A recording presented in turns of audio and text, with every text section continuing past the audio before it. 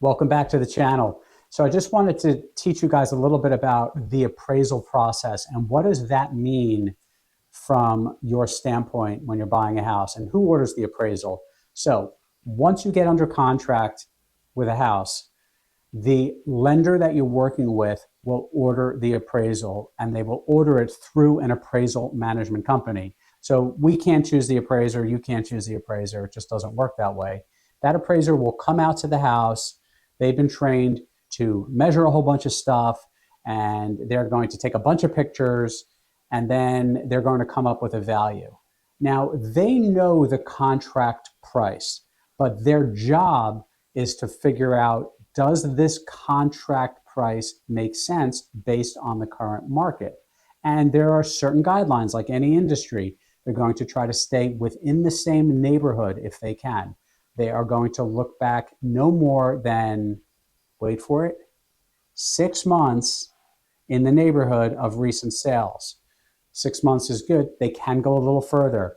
Depending on the neighborhood lines, depending on the market activity, those parameters can be massaged a little bit, but that appraiser is going to look at those things. They're going to look for latent defects. They are not home inspectors, but if it's a VA or an FHA appraisal especially, they're going to look for like big defects. So they turn on the water, does it get hot?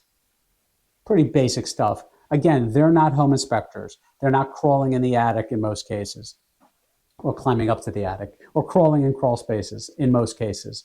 So they're going to, and their job there is to make sure that whatever you're paying for the house, it's actually worth that price. So here's a question I get a lot. What happens if the house doesn't appraise? And let's use some silly numbers for our example. You're under contract to buy a house for $40. How cool is that, right? $40. What happens if the appraiser comes back and the appraiser says, well, according to my really long, really boring report, no offense appraisers, I have friends that are appraisers, the reports are just not very exciting. There's a lot of detail in there if you've ever seen one. And they say it's worth $35. Now what happens? Well, that can become a renegotiation between buyer and seller. In some cases, if the buyer has the financial wherewithal, they can put down an extra $5 in our silly example and make up the difference. They might negotiate and the seller might adjust by $2.50 and you as a buyer might adjust by $2.50. Now, there's another level to this. What if the agents in the transaction, along with the buyers and sellers, say, you know what? I don't think that's a good appraisal.